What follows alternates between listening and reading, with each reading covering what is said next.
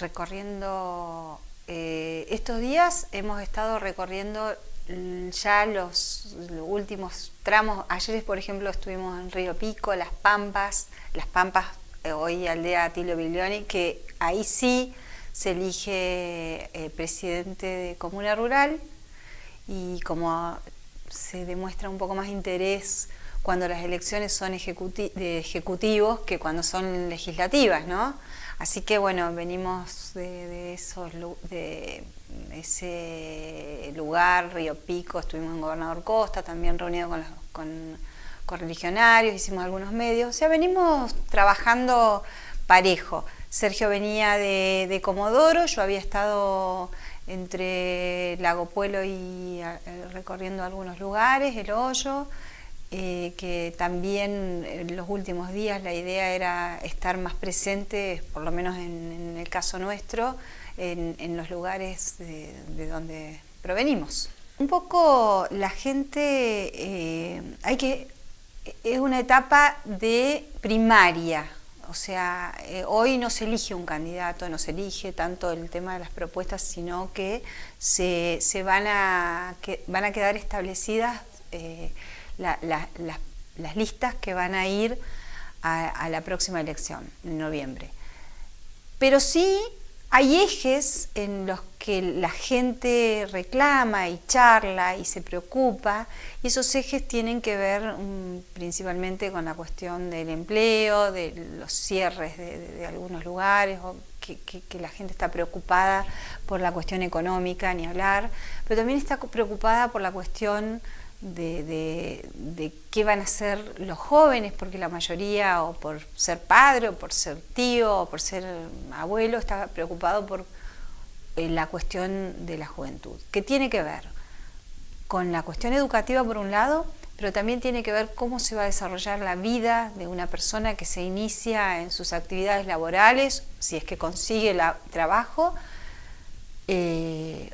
o cómo va a iniciar, cómo va a acceder desde la vivienda hasta la educación de sus propios hijos, ¿no? Entonces creo que se viene una discusión profunda en cuanto a esto. ¿Quiénes van a ser o cuáles van a ser las nuevas condiciones que se ponga a quienes deciden emprender, para que se pueda bajar la carga tributaria, para que haya condiciones para generar empleo genuino? Y eso es un poco por lo que pasa la preocupación de la gente, y también nuestra preocupación, porque como nosotros venimos diciendo, nadie nos tiene que contar a nosotros lo que es vivir en un lugar como en el que vivimos, la Patagonia, la cordillera. Nadie nos tiene que contar cómo es tener que salir y tener una ruta helada. Nadie nos tiene que contar lo que es la cuestión sanitaria, sobre todo los que vivimos en pueblos, que tenemos como dicen algunos, el mejor doctor es en algunos casos Aerolíneas Argentinas, porque tenemos que irnos a atender a una dolencia grave a otros lugares. Nadie nos tiene que contar lo que es pasar días sin luz, sin conexión, no tener conectividad aérea entre los pueblos. O sea, nosotros sabemos lo que hoy vive un patagónico y un cordillerano, y eso es un poco lo que logramos hablar con la gente, ¿no? Escuchar, porque creo yo que cualquiera que se precie de trabajar para la gente tiene primero que escuchar y tiene que saber qué es lo que está pasando en el interior. Te voy a decir lo que le digo a mi propia hija, te voy a decir lo que pienso, ¿no? Yo sé que la están pasando mal porque no ven futuro, y por otro lado hay países que están importando a nuestros jóvenes. ¿Por qué? Porque tienen poblaciones envejecidas y que necesitan que la gente joven sostenga incluso a los futuros, a los jubilados, ¿no? Porque es así. Los jóvenes se incorporan al mercado laboral, generan todo esto que está faltando en algunos países. Yo en el 90, cuando empecé, digamos, me largué a la vida a trabajar y me casé, en esa década, había muchos que se iban afuera también, porque también sentían que el futuro venía medio complicado. Muchos se fueron, yo me fui al interior. Son elecciones. Obviamente que está bueno ir y conocer lo que pasa en el mundo, porque eso también, algunos generan un colchón como para venirse tranquilos y poder comprarse una casa, o eso también ocurre. Yo creo que hay que intentarlo, pero ¿quién le puede decir a un joven no te vayas? Si realmente ven que está complicada la cuestión, ni hablar de la educativa, pero la laboral también, que lo que vos ganás incluso como profesional, porque pasa a muchos chicos que tienen hoy una carrera, no ganan lo que tienen que ganar. A mi hija siempre le digo, y bueno, hacé lo que hicimos nosotros, no nos fuimos del país, nos fuimos al interior, habiendo podido, nos fuimos al interior, porque ahí es donde se necesita, donde, bueno, capaz que de verdad no vas a tener la posibilidad muchas veces de lo que la juventud busca, que es salir, pero en general podés iniciar tu camino de esa forma también. A mí es un tema que siempre me preocupó. Siempre estuve, mientras estuve en los legislativos, tanto en la Cámara de Diputados como cuando fui concejal, siempre estuve, en algún momento presidí la Comisión de Turismo y Medio Ambiente en el Consejo Deliberante. Después fui secretaria de la Comisión de Medio Ambiente en la legislatura. Es un tema que siempre me preocupa. Y hoy, que algunos pensaban que era algo tan lejano, el calentamiento global, esto de los aumentos que van de temperatura, del promedio de la temperatura a nivel global, que decíamos, bueno, esto es algo que... Y hoy lo estamos viendo, cómo se avanza en los incendios forestales, en cualquier lugar, que son imparables hoy. Y estas cosas que nosotros creemos que hay que trabajar, yo por lo menos es algo en lo que siempre estuve comprometida, se puede trabajar a través de, bueno, la reforestación de áreas que han sido arrasadas. Se puede trabajar con las cuestiones de las brigadas, el manejo temprano de los fuegos. Creo que hay que darle mucha importancia al ataque primario del fuego cuando se inician estos incendios forestales. Creo que hay que darle mucha importancia al control de los focos o cuando se detecta un foco. Creo que hay que trabajar cosas que sobre todo los que vivimos en estos lugares que tienen un ambiente tan sensible, podemos expresar con experiencia de lo que pasa, pero también las cuestiones hídricas, ¿no? De cómo hay que empezar a concientizar de que es necesario, y obviamente que a través de leyes también, de cómo es necesario empezar a cuidar el recurso del agua. Cómo sufrimos quienes vivimos en estas zonas cuando no nevó en las cumbres. Y estas cosas a veces las entendemos quienes vivimos en estos lugares. Y complicados todavía, muchos complicados. Pero también ha habido, y que esto es reprochable, una falta de control sobre quienes, aprovechando esta situación, han ido a asentarse en lugares que estaban impactados y que ya tenían problemas en cuanto a la tenencia de la tierra.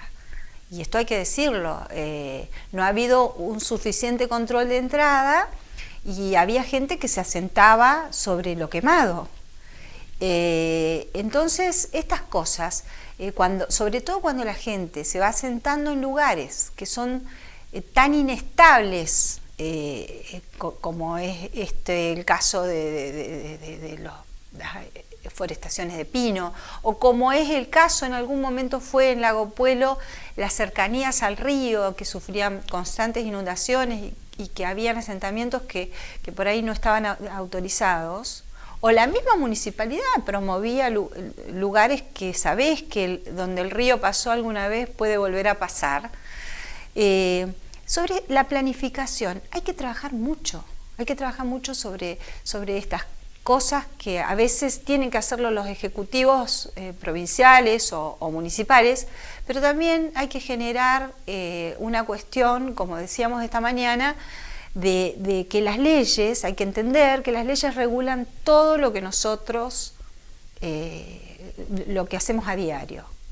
Esas leyes que se generan en el Congreso de la Nación o que se generan en las legislaturas, hay que hacerlas conociendo, no desde un escritorio en Buenos Aires o en Rawson. Hay que conocer el lugar, hay que hablar con el poblador, hay que conocer la vivencia y hay que conocer también la realidad de ese lugar, la cuestión. Y para eso hay que charlar, no podés vos hacer una ley maravillosa que después se termina no aplicando porque no contempla todos los factores que tienen que rodear una norma desde un lugar lejano. No podés trabajar de esa forma. Hay que conocer el lugar, la realidad.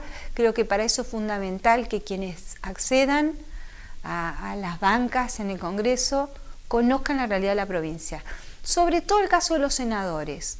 Porque en el caso de los senadores es importante, vas a defender los intereses de la provincia y para eso tenés que conocer las distintas realidades que tiene, por ejemplo, Chubut. Yo hoy decía en una radio, yo cuando era adolescente he venido de Trelew a Esquel en avión. O sea, hemos venido para atrás los patagónicos con respecto a la conectividad. Esto hay que trabajar seriamente desde, obviamente, los aviones de menor porte tendrán que ser los que hagan lo que se llama la capilaridad, porque hay rutas troncales, que será la ruta que hace, no sé, Buenos Aires-Comodoro, Buenos Aires-Esquel, pero también entre localidades, entre la costa y la cordillera, no tenés opciones. Y vamos sacándole servicios a Esquel o vamos sacando servicios de la cordillera. Ni hablar cuando mi madre era chica, que vivía en Santa Cruz, está bien, lo que llamaban el avión lechero, que iba parando en cada una de las localidades, pero había un servicio para quienes vivían tan lejos. De hecho, Chile, vos ves que tiene posibilidades y a bajos costos, ¿no? Esto de tener una aerolínea de bandera es genial, pero bueno, tiene que verse también en los hechos. Tiene que un ciudadano que vive en Comodoro no puede pagar, como denuncian la propia gente, 60.000 pesos un pasaje a Buenos Aires. No pueden tampoco tener que viajar a Trelew o nosotros, en vez de tomarlo en Esquel, ir hasta Bariloche porque es más barato. Entonces creo que hay que generar mejores condiciones para la Patagonia y ahí tiene que estar el que sea legislador nacional peleando por esas condiciones. Hay que generar mejores condiciones, obviamente, de conectividad para que quien viva en el medio de la meseta tenga posibilidades de acceder a una plataforma virtual para poder hacer una carrera. Entonces, estas cosas, en vez de ir para adelante, hemos ido perdiéndolas. No tenemos luz. Yo entiendo que no quiero ser una relatora de la realidad porque los patagónicos, los chubutenses sabemos las cosas que vivimos a diario, sobre todo los que vivimos en los pueblos chicos, pero creo que hay cosas que se pueden solucionar y que se pueden pelear desde una banca en el Congreso de la Nación. Vos decís la cuestión si existe el machismo o que vos sentís. Sí, vos sabés que yo siempre fui una persona que desconocía un poco, porque mi casa no fue estructuralmente machista, siempre la mujer estuvo a la par, o sea, pero después que salís a la vida o digamos te encontrás en la política, todavía hay machismo. En la política todavía es difícil que las mujeres discutamos. Y a veces hay menos mujeres que hombres participando y es muy importante que las mujeres participen porque es la única, porque siempre anda dando vueltas una frase interesante, que cuando una mujer entra en la política cambia la vida de la mujer, pero cuando muchas mujeres entran en política, cambia la política, ¿entendés? Entonces, creo que las mujeres tienen que animarse a participar más, y sobre todo en este momento. Es difícil todavía que la mujer tome el protagonismo que tiene que tomar. Hay mujeres, por supuesto, que como Florentina Gómez Miranda, que ha sido una precursora cuando todos podían. Ella ya hablaba de la ley de divorcio, imagínate, en los 60, ¿no? Y siendo ella de las pocas legisladoras que habían mujeres. Y yo, que siempre estuve en contra de la ley de cupo o la ley de paridad, porque yo creo siempre, hoy creo que es muy razonable. No es que esté en contra de la paridad, al contrario, yo lo que creo es que habría que apuntar a algo que no haya una discriminación ni siquiera positiva. O sea, que tendría que ser un 30% mínimo varones y hombres, porque por ahí pueden haber más mujeres que hombres también. ¿Por qué no? Entonces, es necesario, pero es necesario también que cambien algunas prácticas, que el hombre te ponga. Las mujeres tienen que patear el tablero. El hombre no te tiene que poner, o no te tiene que invitar, o no te tiene que decir la mujer que acompaña. Y esas son cosas que los medios también tienen que aprender, a decir quien acompaña es tal o cual, ¿no? Es un trabajo en conjunto, y las mujeres en eso tienen que patear el tablero. Después veremos cómo se distribuyen los candidatos, pero ahora viene el cierre el domingo acá en Esquel, y después creo que hay un cierre en Comodoro y uno en Trelew. Así que ahí iremos viendo cómo vamos distribuyendo la agenda. Es una lista conformada por gente con trayectoria, con experiencia en distintas funciones, y bueno, eso creo que también hace creíble y confiable, ¿no? Tenemos un intendente que la remó y le fue bien, tenemos un diputado que defendió temas en la nación de interés de los chubutenses. Bueno, tenemos a Cecilia, que es una abogada militante de género también, que es de Madryn.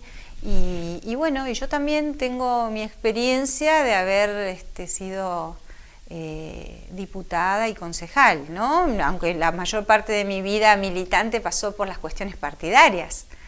Y también creo que acompañan además militante y presidente del Polo Social, Pettersen, y acompaña López Salaverry, que ha sido no solamente presidente de su partido a nivel nacional, el MID, sino además ha sido una persona muy conocida y muy apreciada por el gobierno de Carlos Maestro, de donde fue secretario de Educación. No me quiero olvidar de que también se elige Consejo de la Magistratura. Acá tenemos a Norma Brunt, y después, bueno, en 2 localidades se elige candidatos a intendentes o a jefes comunales, como es el caso de Aldeaveleiro y Las Pampas. En Aldeaveleiro tenemos la suerte que van 2 mujeres que son que se han animado a hacer este camino, y bueno, y en Las Pampas es un par de hombres que conocen su localidad mucho.